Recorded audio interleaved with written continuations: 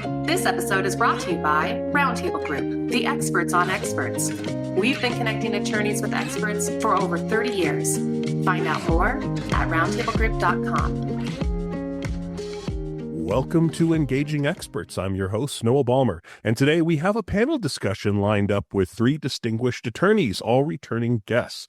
Erik Groothuis is a commercial litigation attorney and an expert on New York contract law and professional malpractice. Additionally, he's an arbitrator for the American Arbitration Association. Mr. Groothuis holds a JD from Harvard. Mr. Groothuis, welcome to the panel. Thank you, Noah. Happy to be here. Mark McKenna is a professor of law at UCLA and a partner at Lumina LLP, a full-service law firm. He is a sought-after IP expert with numerous publications and holds a JD from the University of Virginia. Professor McKenna, welcome to the panel. Thanks for having me. And Kevin Hensley is a partner at Barton, Gilman, where he practices as a trial and appellate attorney on a broad range of matters, including contracts, employment discrimination, indemnity, and more. He's a published author, frequent presenter, and has been recognized by Best Lawyers in America. Mr. Hensley holds a JD from Boston University. Mr. Hensley, welcome to the panel. Thank you, Noah. Glad to be here.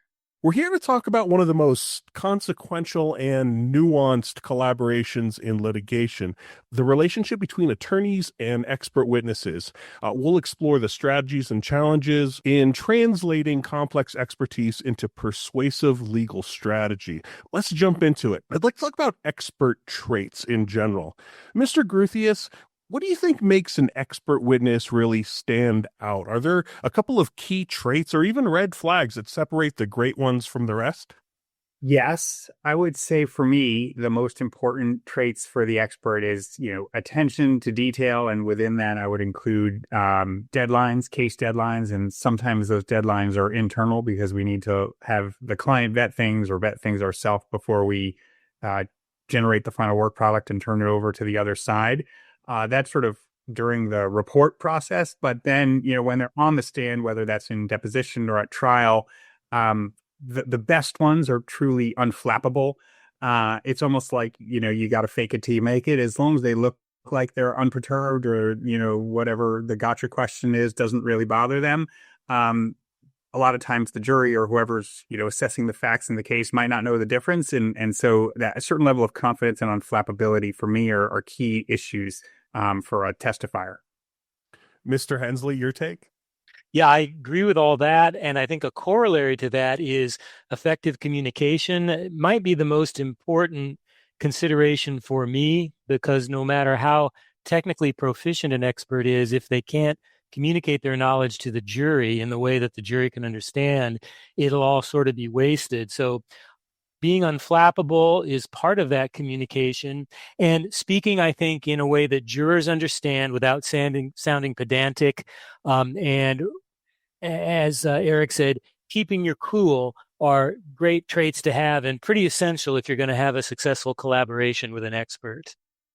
Professor McKenna, do we teach this enough in law school? Do we teach attorneys how to not only vet expert witnesses for their subject matter expertise, but the intangibles to look at what makes a great expert witness before we might engage one? I think we probably teach that almost not at all. First of all, it's a pretty advanced skill of litigation, and I think the law schools already struggle to teach practical application in trial or in pre-trial settings. I mean, there's a lot of that has changed over the 25 years of my career. There's way more experiential learning, but it's still just very difficult, I think, to teach out of context. So it is like almost by definition a skill you have to learn kind of as your career unfolds. But even within that, how you deal with an expert, I think is a very advanced, very specific skill set. I do say I teach when I teach, especially my trademark class, I tell my students all the time, your capacity to understand expert evidence, and especially in that setting, expert survey evidence, can really advance you quickly within your legal career. Because if you're a young lawyer who is capable and knowledgeable about like what the methodologies are and how to talk to experts and how to think about what makes them strong, you can be asked to do things in a case that most junior associates aren't able to do. And so I think it is a thing for young lawyers, especially to pay some attention to. Mr. Hensley, the flip side of that coin are red flags. Do you ever come into a situation where an otherwise perfect expert witness, they might be at the top of their game, well published, really understand their subject matter, might not make a great expert witness in front of, say, a jury or a judge at a bench trial? Oh, it happens all the time. Highly accomplished experts, top of their field, as you say, can be extremely poor expert witnesses. And I've had to jettison experts, sometimes sadly at pretty big expense, when a ways into the case, it becomes apparent to me that either they are unable to communicate or perhaps most deadly, they're arrogant.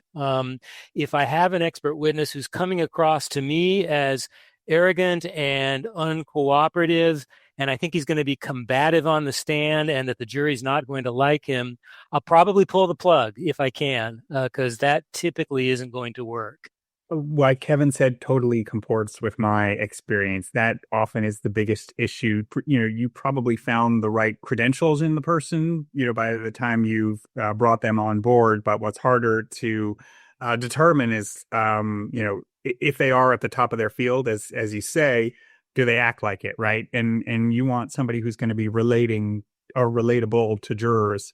And a surprising amount are just not, and they don't like to be told, that they should do it a different way or that they're wrong about something. Professor McKenna, red flags? I very much agree with that. I would have said a minute ago, and sort of doubling down on the clarity point, that I think that sometimes it's worse than just that your expert is lost on the jury, but the jury can actually dislike your expert if they don't think that what they're getting from them is explained in a way that feels respectful of the jury and feels respectful of their time and their attention. I would say another for me, especially at the point of choosing an expert, it's a major red flag for me if, when I do the research on it, it appears to me that expert will take any case. If they'll take any case and just want to be paid to do the report, like, I want an expert that is choosy and is particular and knows that they will only take a case if they feel like they can really give you an opinion that comports with what they really think. The people who are professional experts that feel to me like they're just for hire, I think that very easily gets exposed over time. And I think that's not an expert that I would want to work with. Is whether or not they spend a significant amount of time working for both plaintiffs and defendants part of that calculus? It can be, for sure. I mean, I think sometimes it's easy to make an expert look like they're of the style I just described if they're always sort of on one side. But even that, I think more it's, I think if you dig into the reports and the prior cases, you can tell when the party that hired them has a weak case and they're willing to go to the mat on an expert opinion versus, when they're more careful. And so, I think when I interview experts, I want to feel like they are asking good questions and they are, pushing back to get more information than I'm providing them, and that they are, not the kind of expert that is just going to write down in the report whatever they think I want them to write.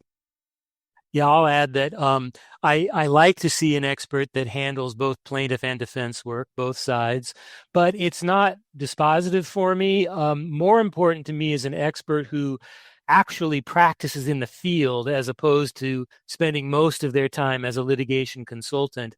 If I have a medical expert, I want someone who sees patients and maybe spends 10% of their time and income doing litigation consulting. I want them to spend most of their time actually treating patients. And I think that would hold true for any field of expertise, engineering, anything. I don't want someone who makes most of their money as an expert witness. Mr. Groothuis, is that important to you when you're determining whether or not to engage an expert if they are still actively engaged in their field? I would, if I had to pick a choice between somebody who is a practitioner versus, an academic exclusive type, I would rather have somebody who's out in the field doing the things that they're opining about as opposed to publishing and researching. And circling back to the point made earlier about whether experts, it's better to have someone who's on, both sides versus one or the other. At my prior firm, one of the partners at the firm used this particular expert, who shall remain nameless, but had fabulous credentials, PhDs and master's degrees from every fancy university. And this guy was sort of notorious. He would say whatever you wanted him to say. I think he, was part of a consulting firm and really, just was out there peddling the credentials, right? And the problem with that, I mean, he looks good on paper, and actually he was a pretty effective testifier. But the pushback process that was referenced earlier, pushing back on things that you tell them, it's going to be every bit of that and worse on cross-examination, right? So if they're just writing down whatever you want them to say, it's going to definitely expose them, when it comes to cross-examination. Let's talk about some of the challenges that come up. I've interviewed quite a few expert witnesses, and one of the things that come up from time to time is experts don't always feel that they are brought in during the right time of litigation. In other words, they wish they had been brought in somewhat earlier. Of course, there's an inherent push and pull between bringing them in too early and also being cognizant of the end client's financial position, if they, how many expert hours they want. So let's talk a little bit about that timing. Professor McKenna, how do you determine when to bring in an expert witness?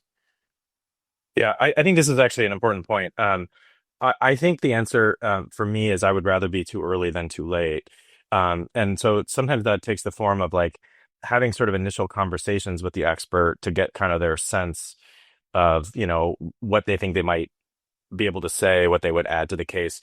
One of the problems, because I also am an expert sometimes, when you get brought in late, there are features of the case that are locked in a way where the things that you might be most naturally inclined to say are sort of just not, those are not available, or they're not helpful at that point. And I think on the lawyer side of the case, having a sense of where the expert's actually going to add something affects the way you do discovery. It affects the way you think about the strategy of the case. And so, I understand this sort of point about, efficiently resolving the case. But to me, I would always rather talk to an expert kind of early.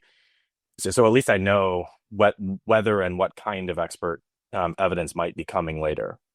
Yeah, I think there's some circumstances where it's obvious that you need an expert right from the outset. One of my more unusual cases involved a gas boiler explosion at a kielbasa factory. It's the first exploding kielbasa case I ever had. And it was an ancient facility. The boiler was probably back from the early part of the previous century. And I got a really good boiler expert right away. He was with me on the initial visit, almost immediately after the explosion. Without him, I would have been lost. We would have lost key evidence. We wouldn't have gotten the photographs that we needed. We wouldn't have had the examination that we needed. That's fairly obvious, I think, when you're dealing with an emergent situation like that. But just more generally, I agree with Mark that the earlier the better. I'll just add that when I do get an expert involved early, I try to keep things oral rather than written initially. You never really know how his analysis is going to go, and I don't really want to have him committed to something in writing that might conceivably be discoverable. So I tend to have phone conversations as much as possible in the early stages of my interactions with an expert, take my own notes, but I don't necessarily have him commit anything to writing other than what he needs just to remember what he's seen. So I agree with everything that's been said until now. I think really in my perfect world, we would have the expert when we're drafting the complaint, right? I remember one of my earliest legal malpractice complaints we filed. We researched the law, we wrote up, theories of liability, and then we searched for experts later. And there were, in some of the claims we were making, it was hard to find somebody who would support them. And so I know, as you said, Noah, there's always a push and pull, right? And part of that push and pull is expense. But keeping someone involved, even at a high level as a consulting expert, early on, I think will be worth the rewards in almost every case. I do a lot of cases where the experts will opine on damages. That may be the exception here, where the damages issues can probably wait until, the liability issues are kind of sussed out more. But for, most of the subjects on which experts opine, I think having them involved earlier for sure is better. And you got to explain to the client why it's so important. I was just going to add one other big advantage to early involvement is that I myself get educated. I think it's really important that I understand the technical issues in a case. If I don't understand them, it's going to be hard to interact with the expert. So I get that education, the earlier the better, and then I feel a lot more comfortable defending the case throughout the course of its life. Along those lines, if you are not necessarily, you may be familiar with, but you may not be a complete expert, otherwise you wouldn't need an expert witness necessarily in a particular field. How do you determine which case materials to send to the expert witness without inundating them, but also making sure that they have enough that they might be able to spot something via their expertise that you may have missed? What's the calculus that goes into how much case materials that you send to an expert witness when you engage them?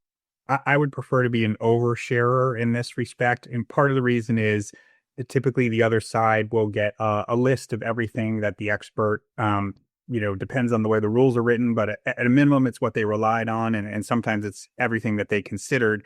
And I don't want ever to put an expert in a situation where something comes out at a deposition and they say, well, were you aware of this? And the expert has to say no, and then you have a fight about, well, does that change your opinion or not? So I tend to share with them almost everything that I can think of and let them use their judgment as to what they actually want to rely upon. Professor McKenna? I very much second that. I mean, and I can say this from both sides.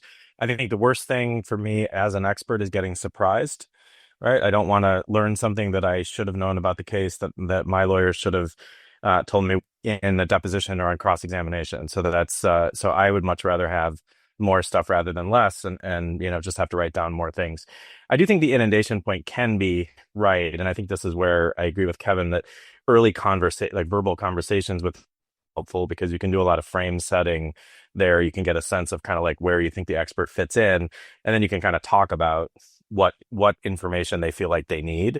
And sometimes that's an ongoing conversation where you send, batch one and they feel like, I wish I knew the answer to this. And this is also, I think this is like why having, the expert be a good fit. And, someone earlier mentioned attention to detail, just knowing that that person's paying attention to what you send them and they're going to be, asking good questions because they're, you've picked somebody who really knows what they're doing. I'd like to talk about neutrality for a moment. As you know, expert witnesses' duty is to the neutral truth. It's not to the end client. But obviously, the attorney wants to choose an expert whose opinion gels with their trial strategy. How do you go about squaring those two things? How do you simultaneously allow the expert to have their own opinion without trying to influence them, but also find an expert whose opinion does match what your trial strategy is? So the first thing I would want from any expert is to tell me if I'm wrong. And I make that clear from the outset with any expert I engage, particularly medical experts.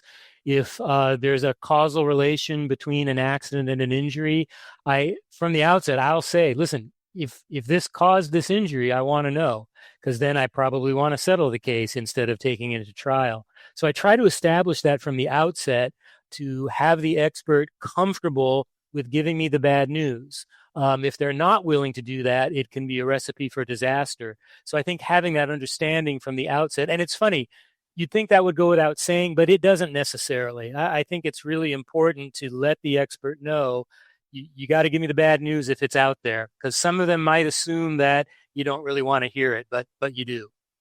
Mr. Groothuis? I think the way most lawyers deal with the problem, Noah, that you presented is, you retain them initially on a consulting basis, right? And then you're having presumably freer and more open, candid conversations. Notwithstanding Kevin's point earlier about, you have to be careful if there's no agreement or no rule about what's discoverable in terms of what you share with experts. That's why Zoom has been a great tool for dealing with experts, so that you can share these ideas, without even sharing screens and such, without putting things in writing. So yeah, those are my thoughts on that. Professor McKenna? Yeah, so I very much agree. I guess I want to tie this back to the conversation we had just a minute ago, which is I think you're in much safer territory, and that's likely to go much better if you're dealing with an expert who isn't somebody who just takes every case and who makes their entire living doing expert work, right? So that person is going to feel much freer, also much more constrained because, they have the side constraints of the rest of their professional life that they have to deal with whatever it is that they say, right, in your case. And if that person, doesn't make all of their living doing expert work, then that is costly. I mean, I know, I have a long paper trail, and if I were just sort of like modifying whatever I was saying as an expert for the case, it would be very easy for that to get exposed. And I think also, I mean, I agree with Kevin on this very much too, that, you know, building a relationship with the expert that makes clear to the expert that they are helpful to the case, even if it doesn't mean that they wind up testifying or it goes forward, if they're clear about kind of what they think is going on, because it sets the parameters for settlement. It helps you think about, like, how you give advice to your client about what kind of a case they have. So, so they don't need to be like on your, guns blazing, going to the wall, because that isn't always the thing that's most helpful. And it's also that kind of attitude that gets easily exposed if you actually do use them on the stand. Just wanted to add, I think, collaboration is really key. I have had experts who initially gave me sort of an unfavorable opinion, and then we talked it out. And on occasion, I've noticed something that maybe the expert missed, and I can bring it to their attention. So there have been times through collaboration that we can reach a better understanding, and I get an opinion that actually is helpful. But again, there's certainly those times when no matter what, the expert isn't able to help, and it's very good to know that sooner rather than later. Do you do research? I mean, I'm sure you do, but what sorts of research do you do prior to engaging an expert to look through maybe their previous writings or courses or anything else that they've done in public to check if this is somebody who's going to help you out? Is that a large part of the pre-engagement process, Mr. Hensley? Sure, it has to be. And it really depends upon the field of expertise. For medical experts, there's some obvious sources to check. Any profession that is professionally licensed, it's always good to check the board of licensure to see if there's been any disciplinary action that might be brought out on cross-examination. And if deposition transcripts are available, and there are a lot of sources for those, it's good to take a look to make sure the expert hasn't gone out on a limb that's going to affect your case adversely. Most of the time, I think the vetting comes back pretty well. If you've got a CV, the credentials are there, you've checked for any deposition testimony or trial testimony, and you've checked about prior engagements so that there are no conflicts. It's rare that I've vetted an expert and decided that I can't use that expert, but the vetting process certainly is important. Mr. Groothuis, pre-engagement vetting? For sure. And there are a lot of tools available for that now, not just on, Westlaw and Lexis, where you can put the expert's name into a database and, figure out, but also, through wider availability of internet searching and the AI tools. We for sure do all of that. Sometimes it's hard to get your hands on reports that they've issued in other cases, at least in my world, because they're typically filed under seal. They're probably under some kind of protective order. But if they're an academic, they've undoubtedly published articles. And if you look at the docket, maybe the expert report isn't available, but in the summary judgment motion in this other case, you can see the gist of what this person was saying. And you absolutely need to do that because your opponent will be using that material to, cross-examine them, and they try to make sure they're going to arbitrage whatever they said before against, whatever they're saying in your case. Yeah, agree with all of that. I'll just say also, this is, at least to me, an important part of the first phone call, which is where you're helping, trying to sort of understand what this person's role might be and what you might be asking them to do. And then asking them, like, tell me what else you've worked on that is kind of in the vicinity of this that, I should know about, and that, can I see those reports and those kind of things. I mean, I think depends a lot on like how broad your range of practice is. I mean, the cases that I'm doing as a lawyer tend to be, within a particular lane. So word of mouth is already kind of a prominent feature of that. But I do think that's an important part of the first conversation, which is just, like, let me know what I should be aware of here. Absolutely. Let's move on to venue for a moment. Experts are often engaged in an unfamiliar venue. They may be working in a different state or a different level of government, or, might be their first time in front of a patent judge. What are the preparation methods that you like to use to prepare a new expert witness for a new venue? And as a corollary to that, if the attorney is not offering that sort of preparation, should expert witnesses be expected to proactively research any specific rules that may affect them in a new venue? Mr. Groothuis? I would say I would not expect the expert to do his or her own research on the particularities of a new venue for them. But if they've been working, in one particular area, say, state courts, and now they're in federal court, or they've been in state and federal, and now they're in arbitration or patent court, you'll for sure want to, educate them on the differences and what might be new and different in the forum, in particular around, are there juries in this forum? Are you testifying live by video? All those things will affect how the final product comes out, and so you'll want to make sure they understand and are comfortable. And if they're not, you can do mock exercises with them, mock examination to get them ready. Professor McKenna? Yeah, I mean, I think that's all right. I think I guess I agree that I wouldn't say that I expect an expert to go out and do a bunch of research on that, but I would expect an expert to be aware of the possibility that they're in a forum that's unfamiliar to them and to be asking good questions about that. And, maybe that's a little bit skewed by the fact that because I am a lawyer, like I'm attuned to that. But it does seem to me that part of what should be on any good expert's radar screen is like, who's the audience that I'm going to be speaking to? What form am I going to be expected to deliver this report? I mean, is there there's huge differences in California between state and federal court just in terms of like how much information you're providing. So I would think, except in a special case where you're dealing with somebody who is like such a specialized expert that they maybe have never had any prior experience, that the expert should be attuned to things like that so that they're aware of kind of what's coming. Mr. Hensley? Yeah, that's all perfectly right. I'll just add that whenever possible, I try to get someone who is familiar with the venue. It's not always possible, and certain specialties, it's probably less important than others. But if I can find an expert who is within 100-mile radius of the courthouse, I think it's always better. I think the juries are likely to be a bit more receptive to someone they perceive as local. So if possible, I'll try to do that and avoid the whole problem of educating them about that new forum. Are there ever situations where an attorney does need a rather specialized expert, and they may need to not take an expert and put them outside of their lane, but kind of move up against the edges of that of their lane, requiring them to do some significant amount of research prior to forming an opinion or writing an expert witness report? Is that something that any of you have ever run into?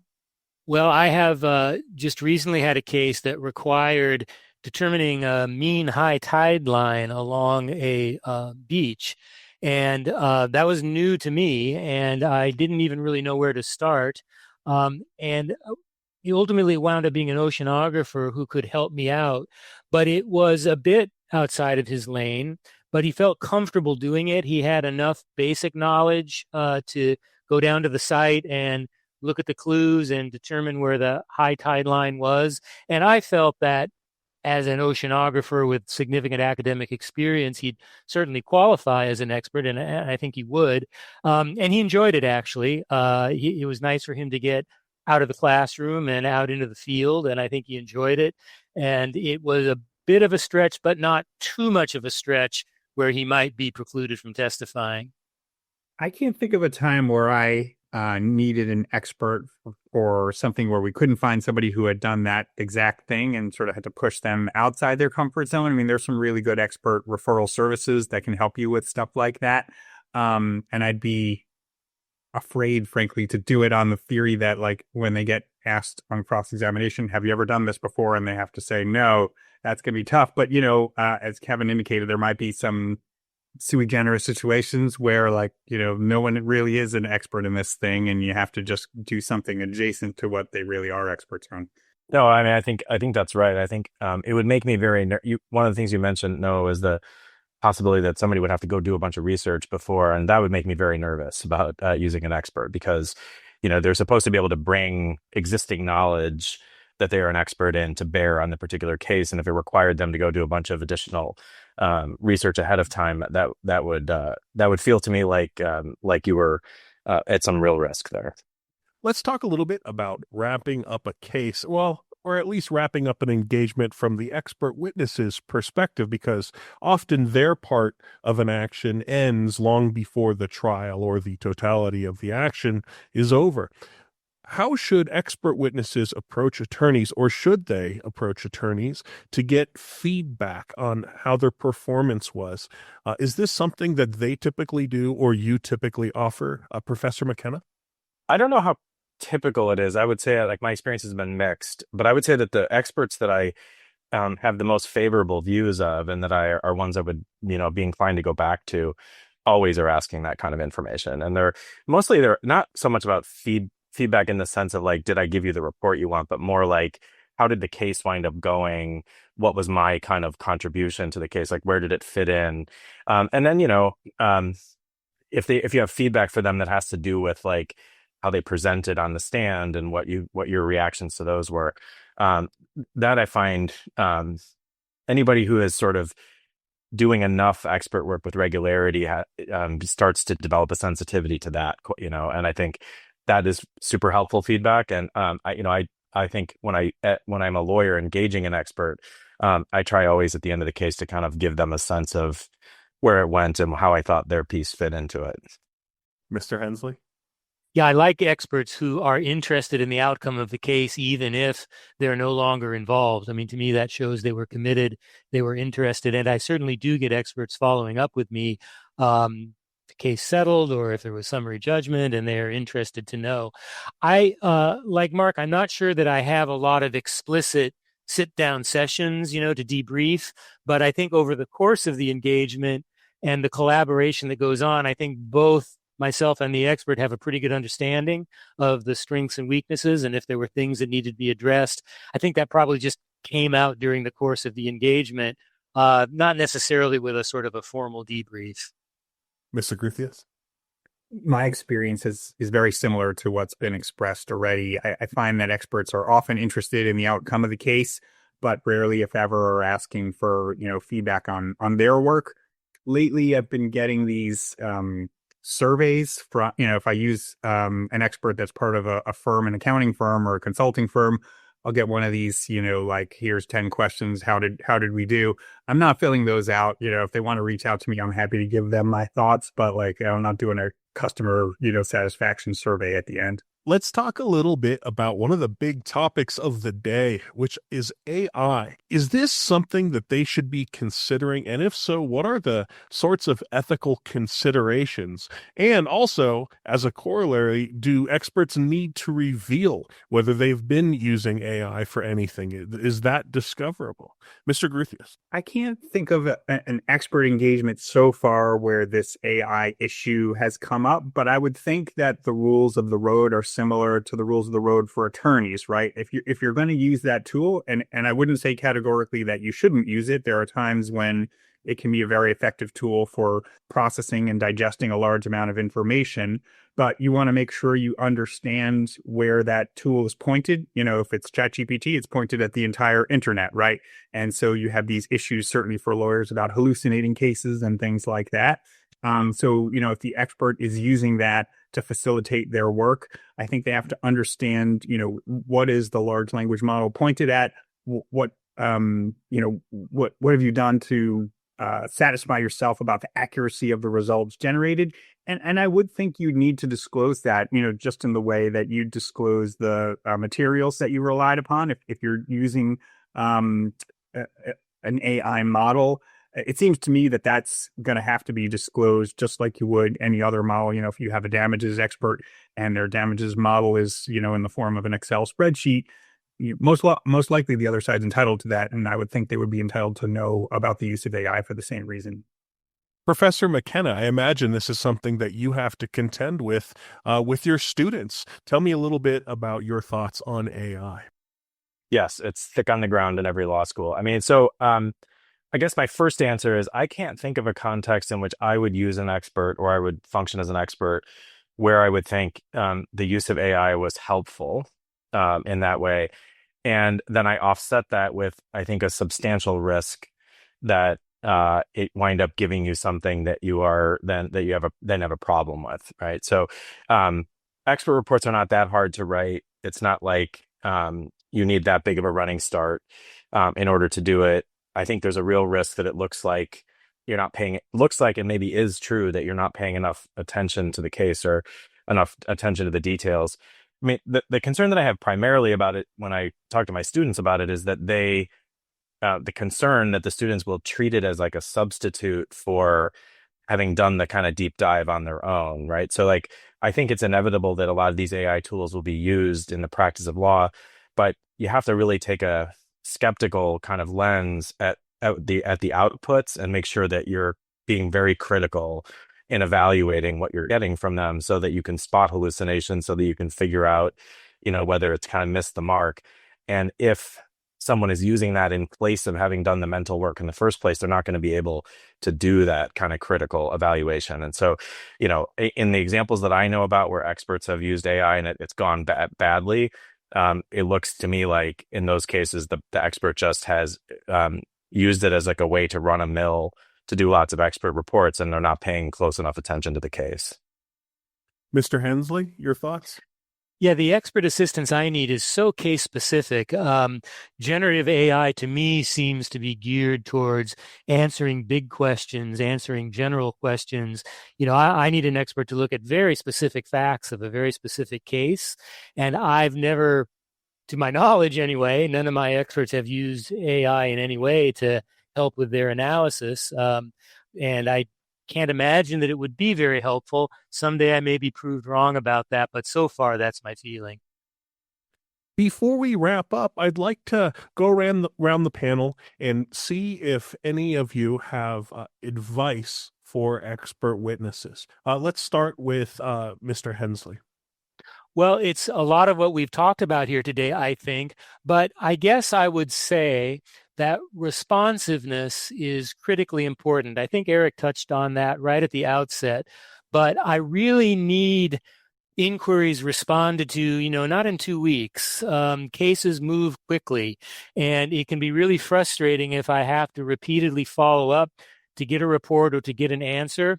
I don't want people to overpromise. I want them to give me realistic expectations for when they can get me the information I need, because I can plan for it as long as I know what to expect. So if you can be responsive, honest about your other time commitments so that I can plan my part of the case, that'll be very helpful. Mr. Groothuis? I think for me, the main piece of advice I would give is no surprises. So, and that reaches across many different areas, right? Not just about what they're comfortable testifying and not, but also, as Kevin was just saying, deadlines, and also their availability, right? I've had cases where we've scheduled a jury trial and the expert says, "Oh no, I'm going to be in Egypt for the entire month," and we have to like backtrack with the court. So when you're juggling a lot of balls, is the way litigators do between your opponent, the judge, the client. You really want the expert to be like, one of the least of your problems. And so, not surprising the attorneys, I think is a good piece of advice. Professor McKenna, any last advice? So I'll echo both of those things. And I think here's where it's important to remember that, like, especially if you are choosing experts who don't make all of their money as experts, nobody else's lives work on the schedule of litigation, right? And so I think understanding that what happens in a case happens on a different schedule than what your normal life and your normal job is like, I think that's something you have to be aware of. I think that's in part like something the lawyers need to be aware of too at the beginning, and like really setting expectations. But I guess the other piece I'll add is just saying, that you get hired as an expert because of your expertise, but you succeed as an expert because of the way you're able to communicate that to people who don't have that expertise, right? And so you need to think of your role as an expert as being a teacher, as much as anything else. A teacher, where you're trying to often explain complicated concepts or complicated, computations to people who need to take your word for it. And you have to like sort of help them get to that spot. Sage advice. Professor McKenna, Mr. Groothuis, Mr. Hensley, thank you so much for joining me here today on our panel. Thank you, Noah. Thank you for having us. And as always, thank you to our listeners for joining us for this special edition of Engaging Experts. Cheers. Thank you for listening to our podcast, Engaging Experts. Our show notes are available on our website, roundtablegroup.com.